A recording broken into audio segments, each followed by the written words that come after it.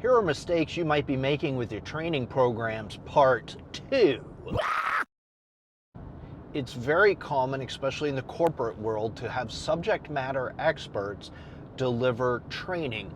They don't do training as a full-time job. They're just sort of pressed into service to come in and train on their area of expertise. However, a mistake that's often made is that there is no train-the-trainer materials for these individuals.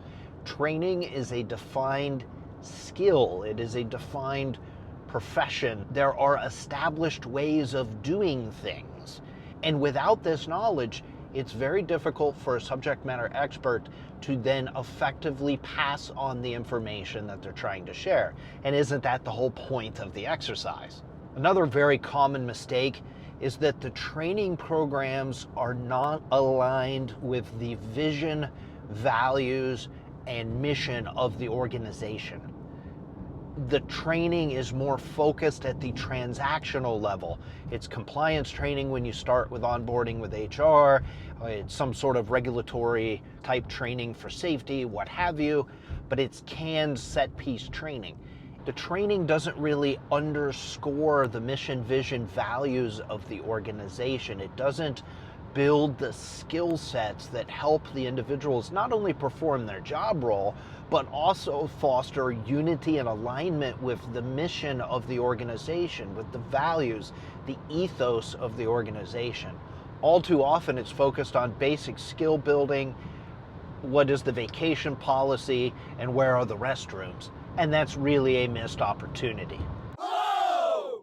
From the leadership perspective, another common mistake is to not include training and development teams in the big picture strategic vision casting sessions of the organization.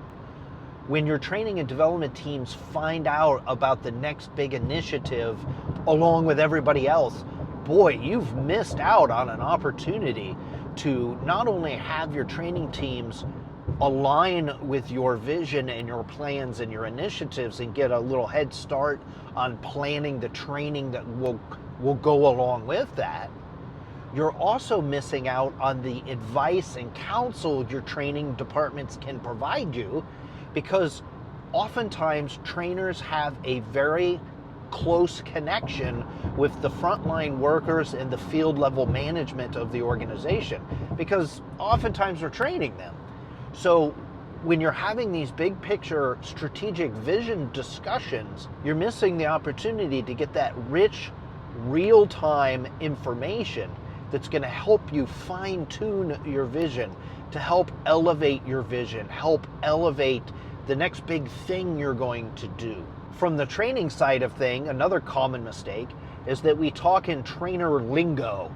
We use the acronyms, the jargon, the buzzwords, the big fancy conceptual ideas, conceptual models.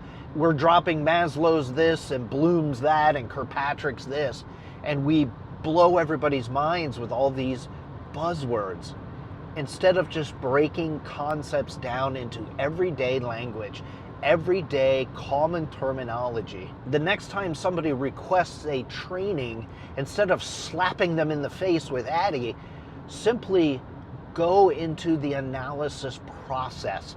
Use everyday language. Absolutely, I'd be happy to support you with that initiative. Why do you need this training? What are you trying to accomplish? What's the big outcome? You don't need to go down the rabbit hole of all things Addy to be able to have that conversation. Another common mistake that both leaders and trainers will make is thinking that training is the solution to everything. Newsflash, it isn't.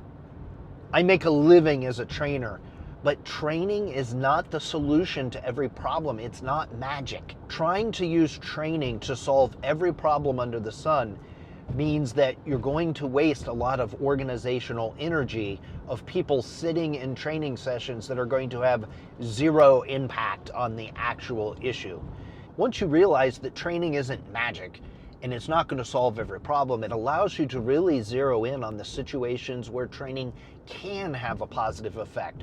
Situations where you're trying to build skills, you're trying to close skills gaps, you're trying to change behavior, you're trying to influence culture, raise awareness, things like this, training could be a really great solution or part of a really great solution. Using training as a punishment or expecting training to sort that out is going to be an utter and complete waste of time.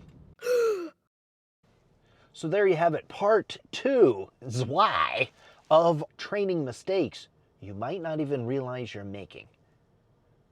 What do you think of this installment? What would you add to the list? Let me know. Leave me a comment down below.